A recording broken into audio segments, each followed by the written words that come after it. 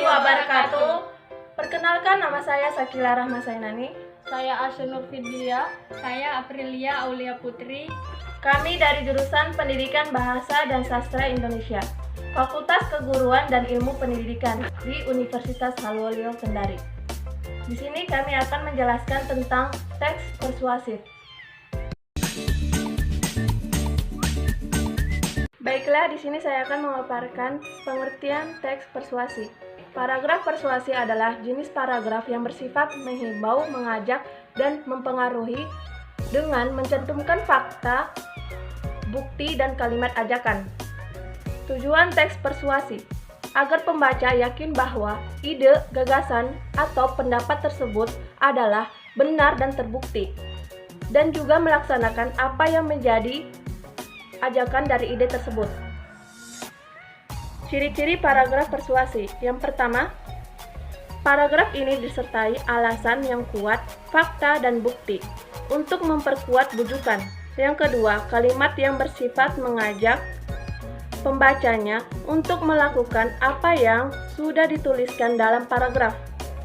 Ketiga, terdapat kata-kata seperti ayo, marilah, sebaiknya, dan lain sebagainya untuk mempengaruhi pembaca.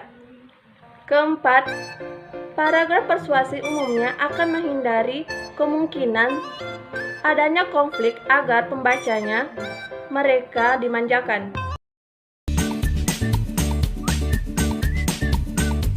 Selanjutnya saya akan memaparkan materi mengenai jenis-jenis paragraf teks persuasif. Yang pertama, paragraf persuasi politik. Paragraf persuasi politik merupakan serangkaian kalimat ajakan yang disusun untuk kepentingan di bidang politik. Paragraf persuasi politik biasanya digunakan pada kegiatan kampanye pada saat menjelang pemilihan umum. Yang kedua, paragraf persuasif pendidikan. Paragraf persuasif pendidikan merupakan kepentingan di bidang pendidikan. Paragraf persuasif pendidikan biasanya berisi ajakan untuk para anak didik maupun orang tua yang membangun dan memotivasi untuk memperhatikan betapa pentingnya belajar dan tidak bermalas-malasan. Yang ketiga, paragraf persuasif advertensi. Paragraf persuasif advertensi merupakan serangkaian kalimat ajakan yang disusun untuk kepentingan promosi. Jenis paragraf ini biasanya dimanfaatkan untuk promosi di bidang wirausaha. Baik atau buruknya persuasif advertensi menentukan tanggapan dari pembaca. Yang keempat, paragraf persuasif propaganda. Paragraf persuasif propaganda merupakan serangkaian kalimat ajakan yang disusun sebatas dalam bentuk informasi saja dan tidak bersifat memaksa. Persuasif propaganda dibuat sedemikian rupa agar pembaca mampu menyadari pesan yang disampaikan pada paragraf persuasif propaganda. Baik, selanjutnya saya akan menjelaskan tentang struktur teks persuasif. Jadi, struktur yang pertama yaitu pengenalan isu. Pengenalan isu berupa pengantar atau awalan pada teks yang mengenalkan isu atau permasalahan yang akan dibahas pada teks. Kedua, rangkaian argumen.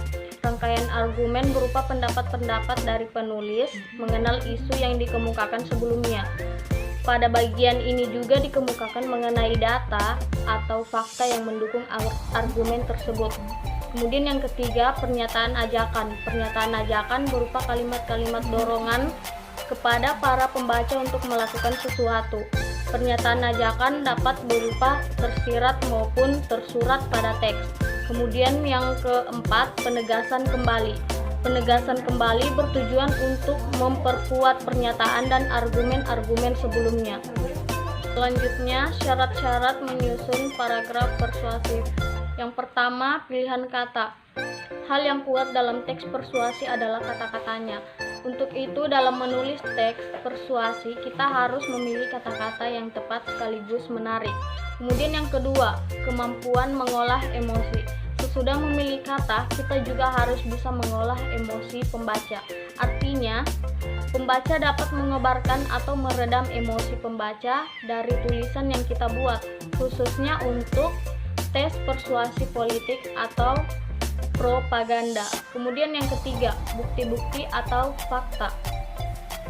Menambahkan bukti-bukti atau fakta untuk memperkuat gagasan yang kalian tulis dalam tes persuasi. Baiklah, itulah tadi hasil pemaparan materi kami. Semoga apa yang kami sampaikan bisa bermanfaat bagi Anda.